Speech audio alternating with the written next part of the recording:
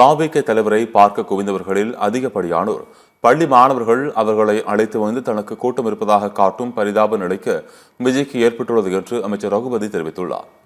புதுக்கோட்டை மாநகராட்சி மாலையீடு அருகே உள்ள தனியார் திருமண மண்டபத்தில் தெற்கு மாவட்ட திமுகவின் செயற்குழு கூட்டம் நடைபெற்றது. இந்த கூட்டத்தில் அமைச்சர்கள் ரகுபதி, மெய்நாதன் உள்ளிட்டோர் கலந்து கொண்டனர். தொடர்ந்து செய்தியாளர்களை சந்தித்த அமைச்சர் ரகுபதி, திமுக அரசின் மீது மக்கள் நம்பிக்கை வைத்திருப்பதால் தான் தொடர்ந்து வெற்றி பெற வைக்கிறார்கள் என்று விஜயின் விமர்சனத்திற்கு பதிலளித்தார். சனி ஞாயிற்றுக்கிழமைகளில் பள்ளி மாணவர்களுக்கு விடுமுறை என்பதால் தான் அந்த நாட்களில் விஜய் பிரச்சாரம் மேற்கொள்கிறார் என்று அமைச்சர் விமர்சித்தார். தேர்தல் பரப்புரையின் போது தாவேக விதிமுறைகளை மீறிய விவகாரத்தில் சட்டம் தன் கடமையை செய்யும் எனவும் அமைச்சர் ரகுபதி கூறினார்.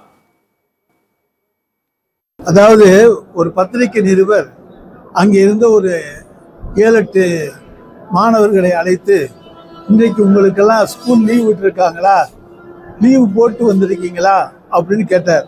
உடனே அந்த பையங்க சொன்னாங்க, இன்னைக்கு எங்களுக்கு ஸ்கூல் லீவு அப்படின்னு சொன்னாங்க. இதுல இருந்து பள்ளிக்கூடத்து மாணவர்களை எல்லாம் இன்றைக்கு அழைத்து வந்து அங்கே கூட்டத்தை காண்பிக்க வேண்டிய பரிதாப சூழ்நிலை தான் அவர்களுக்கு இருக்கிறது என்பது இது ஒரு உதாரணம்.